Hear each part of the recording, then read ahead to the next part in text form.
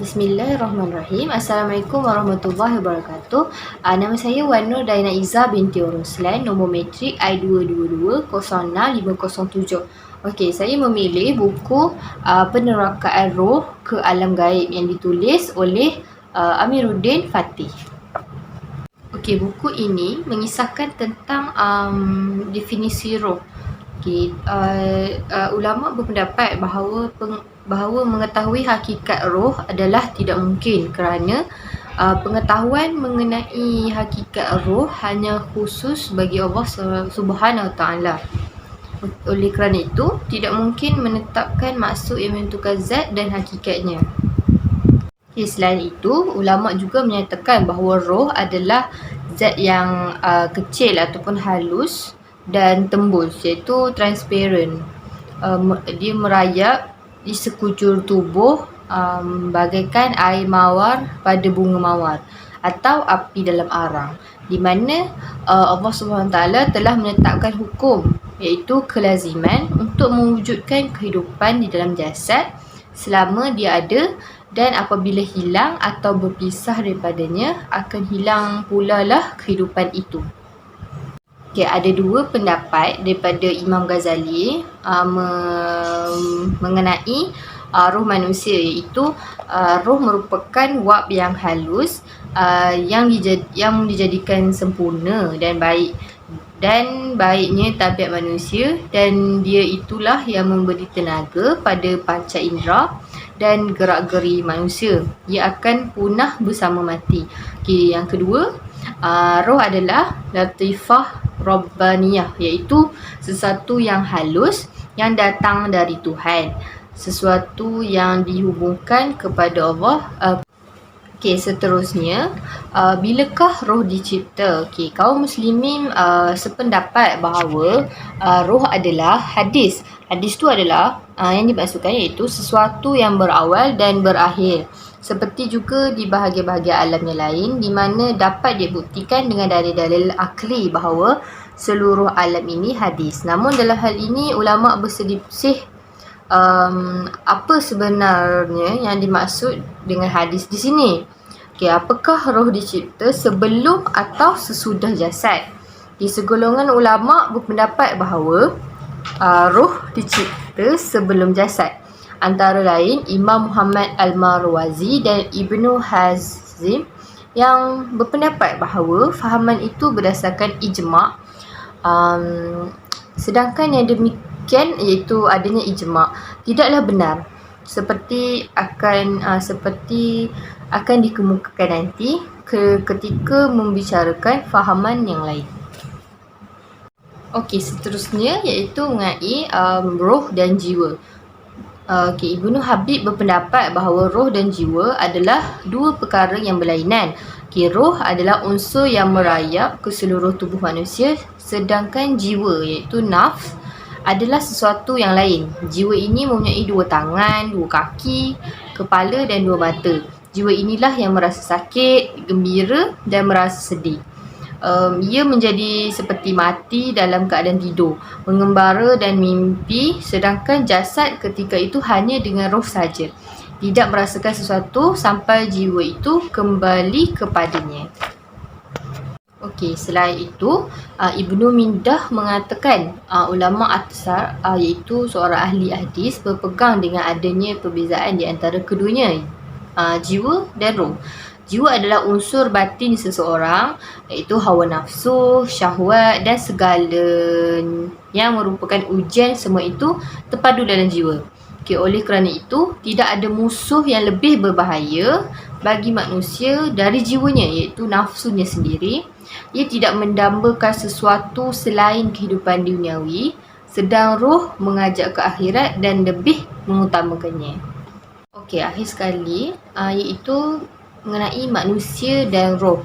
Okay, ulama berpendapat secara menyeluruh tentang hakikat insan. Namun yang dapat diandalkan dalam hal ini adalah dua pendapat. Okay, yang pertama, insan pada hakikatnya adalah unsur nurani tersebut, di mana perpaduan antara unsur tersebut dengan jasmani merupakan satu kesatuan. Pernyataan ini dianggap sebagai fahaman yang benar oleh Imam Ar-Razi Ia mengatakan bahawa fahaman ini cukup kuat sesuai dengan apa yang terdapat di dalam kitab suci tentang hal ehwal hidup dan mati. Ibnu Qayyim di dalam kitabnya Ar-Ruh yang bertajuk Ar-Ruh menulis, fahaman itulah yang benar dan tidak ada selain fahaman itu yang dapat diterima sesuai dengan Al-Quran, hadis dan ijma' para sahabat. Dikuatkan pula oleh dalil akli dan fitrah. Kesemuanya menunjukkan benarnya fahaman itu. Untuk itu, Imam Ibnul Qayyim mengemukakan dalil. Okey, fahaman yang kedua iaitu insan bukanlah benda jasmani, tidak di dalam alam dan tidak pula di luarnya, tidak berhubungan dan tidak berpisah daripadanya. Sebab boleh demikian, iaitu boleh menyatu dan berpadu dengan alam adalah benda. Sedangkan insan bukanlah benda. Ia berhubungan dengan jasmani seperti hubungan tasarruf dan pengaturan terhadap objek yang diatur. Fahaman dianut oleh segolongan filosof ilahiyat, Al-Isfahani juga, Ma'mar As-Sulami dari golongan Mu'tazilah, sejumlah orang dari golongan Syiah, sejumlah orang dari golongan Karamiyah serta sejumlah besar ahli-ahli riadah dan mukasyafah, iaitu ahli-ahli kerohanian.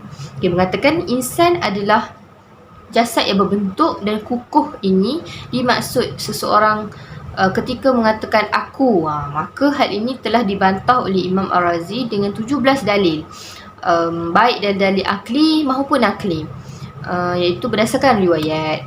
Antara lain dikemukakannya bahawa jasad ini berubah-ubah, boleh menambah, boleh berkurang, boleh layu dan boleh berkembang. Oleh kerana itu, bagaimana ia boleh disebut sebagai insan yang ada sejak permulaan hidup hingga akhirnya. Dalil lain adalah Nabi hadis yang menerangkan apabila mayat dibawa di atas usungan, maka rohnya terbang melayang-layang di atas usungan. Okey, kesimpulannya, jelaslah sudah dengan apa yang telah dikemukakan tadi bahawa roh akan tetap wujud setelah berpisah dari jasad. Rasulullah SAW memberi salam kepada kubur kaum muslimin yang telah meninggal dunia. Rasulullah SAW juga memperingatkan janji Allah SWT kepada kaum musyrikin yang telah tewas dalam perang Badar dengan ucapan, apakah kamu mendapatkan apa yang telah dijanjikan Allah itu benar-benar terjadi. Daripada Ibnu Qayyim menegaskan bahawa setiap roh mempunyai ciri badannya sehingga roh yang satu berbeza dengan yang lain.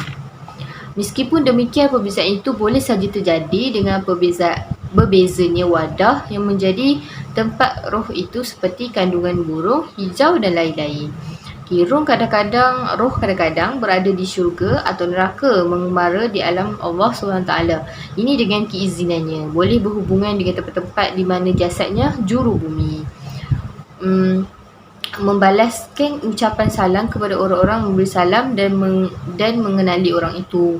Roh-roh juga boleh saling berkunjung dengan saling bertemu dengan orang-orang yang masih hidup melalui mimpi.